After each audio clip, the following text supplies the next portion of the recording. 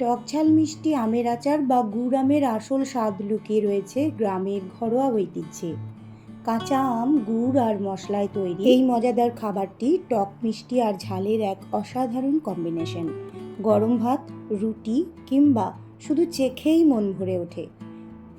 এখানে আমি 3 কেজি মতো কাঁচা আম নিয়ে নিয়েছি, আর আমের যেরকম টক ভাব তার জন্য আমার এখানে লেগেছে 2.5 কেজি মতো গুড়। আর এই মুহূর্তে বাজারে বা গাছে যেখানেই হোক আমের যা পরিস্থিতি সেটা হলো আচার বানানোর জন্য একেবারে পারফেক্ট। তো এই সময় কি হয়, আঁঠিটা বেশ নরমও থাকে, আবার আঁঠিটা সমস্ত টুকরোর সঙ্গে যেন থাকে এইটা দেখে কিন্তু আমটাকে টুকরো করতে হবে। সেইভাবে আমটাকে আমি মাঝে মাঝে টুকরো করে 4টে করে টুকরো করে নিয়েছি। এইভাবে আমি প্রায় 3 কিলো আমের আচার একসঙ্গে আমি বানাচ্ছি। এর জন্য পরিমাণ মতো গুড় নিতে হবে, কিন্তু আমের স্বাদ অনুযায়ী, টক বা মিষ্টি অনুযায়ী গুড়টা কিন্তু অ্যাডজাস্ট করে নিতে হবে। এখন আমি এই কাঁচা আমগুলোতে ভালো করে লবণ আর হলুদ মাখিয়ে নিচ্ছি। এরপর এই আমগুলোকে আমি ঘন্টা 2-এর জন্য রোদে রাখবো। জাস্ট একটা আমের ভেতরের যে জলটুকু আছে সেটুকু টেনে নিলেই হবে, তা না হলে আমের আচারটা বানাতে বানাতে আমগুলো কিন্তু গলে যাবে। তো এইভাবে হলুদ আর নুন মাখিয়ে নিয়ে একটা থালার মধ্যে 2 থালা মতো হয়েছে 3 কিলো আমে, এই দুটোকে আমি এখন নিয়ে গিয়ে আমার ব্যালকনিতে যেরকম রোদ আসছে ওইটুকু রোদের মধ্যে আমি ঘন্টা 2-এর জন্য রোদে দিয়ে দিচ্ছি। এখানে আমি 1 থালা রেখে দিলাম, আর এই সামনে আরও 1 থালা আম নিয়ে রেখে দিলাম। বেশিক্ষণ রোদে দিলে কিন্তু শক্ত হয়ে যেতে পারে আর একটু শুকিয়ে শুকিয়ে যেতে পারে, ওইভাবে দেবো না। জাস্ট এইরকমভাবে যখন টেনে আসবে তখনই কিন্তু আমি রোদ থেকে তুলে নেব, এবং ছাদের কড়া রোদেও কিন্তু আমি দিইনি। এখন আমি একটা ভাজা মশলা বানিয়ে নেব। তার জন্য কিছু কাশ্মীরি রেড চিলি, গোটা কাশ্মীরি রেড চিলি আমি একটু ড্রাই রোস্ট করে নিলাম, তবে এটা হাফ ড্রাই রোস্ট করলাম। এরপর ওই কড়াইয়েই 1 টেবিল চামচ নিলাম গোটা ধনে, 1 টেবিল চামচ নিলাম গোটা জিরে, 1 টেবিল চামচ গোটা মৌরি নিলাম, আর 5 ফোড়নও 1 টেবিল চামচ নিয়ে নিলাম, সর্ষেও 1 টেবিল চামচ। সমস্ত মশলাটা ভালো করে ধোঁয়া ওঠা পর্যন্ত ড্রাই রোস্ট করে নেব, এবং হাফ হওয়ার পরই আমি ওই যে হাফ শুকনো লঙ্কাগুলো ভেজে রেখেছিলাম সেইটাকেও দিয়ে দেব। দিয়ে সবগুলোকে একসঙ্গে ভালো করে ড্রাই করে রোস্ট করে একটা থালার মধ্যে ঠান্ডা করে নেব। অন্যদিকে আমি কড়াইয়ে সর্ষের তেল দিয়ে একটা চা চামচের 1/4 ভাগ করে সমস্ত মশলাগুলো ফোড়নে দিয়ে দিলাম, আর দিচ্ছি একটা কাশ্মীরি রেড চিলি পাউডার, এভাবে ছোটো ছোটো টুকরো করে। এই মশলাটাকে ভেজে নিয়ে ওই যে আমটা যেটা শুকিয়ে নিয়ে এসেছিলাম সেইটা আমি দিয়ে দিচ্ছি।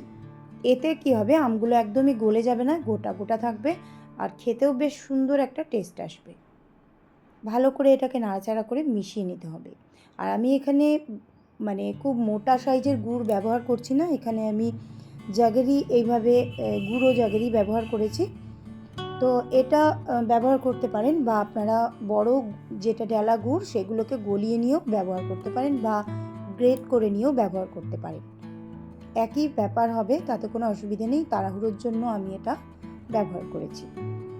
তো এইভাবে মিশিয়ে নিতে নিতেই কিন্তু গুড় বা আম আর লবণ একসাথে যে মেশানো আছে তার থেকে একটা জল বেরিয়ে আসবে, তার সেই জলটার মধ্যেই কিন্তু সিদ্ধ হবে।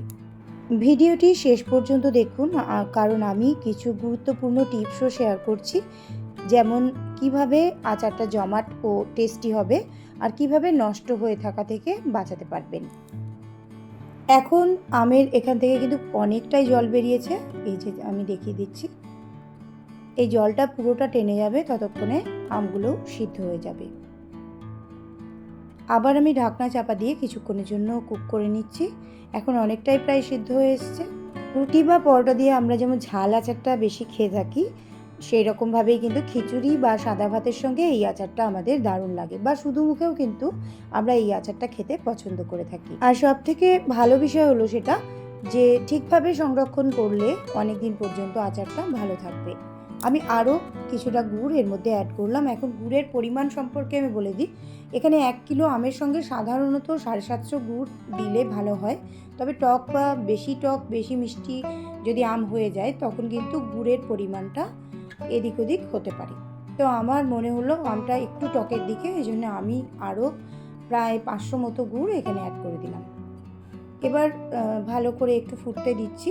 এখন কিন্তু আচারটা বেশ ঘন হয়ে এসছে। এটা ততক্ষণ আরও একটু টেনে যাক, আমি ততক্ষণ একটা ভাজা মশলা যেটা আমি তৈরি করলাম সেটাকে গুঁড়ো করে নিয়েছি। সেটাকে কিন্তু খুব মিহি করে গুঁড়ো করার প্রয়োজন নেই, এরকম টাইপের একটা গুঁড়ো করলেই হবে। আর এখান থেকেই আমি এই ভাজা মশলাটা নিয়ে প্রায় 1.5 চামচ মতো এখানে অ্যাড করে দিচ্ছি। এই ভাজা মশলাটা দেওয়ার সাথে সাথেই কিন্তু খুব সুন্দর একটা স্মেল গোটা ঘরে ছড়িয়ে পড়েছে।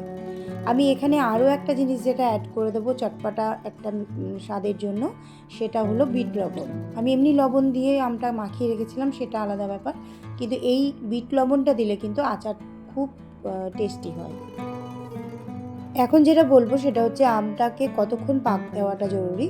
দেখবেন আঙুল দিয়ে টাচ করলে যখন 2 কি 3টে সুতোর মতো চলে আসছে তখনই কিন্তু এটাকে নামিয়ে ফেলবেন, না হলে কিন্তু চিটে হয়ে যাবে।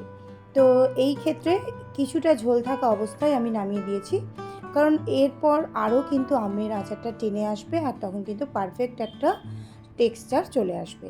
তো আমের আচারটার রেসিপিটা কেমন লাগলো অবশ্যই জানাতে ভুলবেন না। ভিডিওটি ভালো লাগলে অবশ্যই লাইক, কমেন্ট ও শেয়ার করুন আর চ্যানেলটি সাবস্ক্রাইব করতে ভুলবেন না।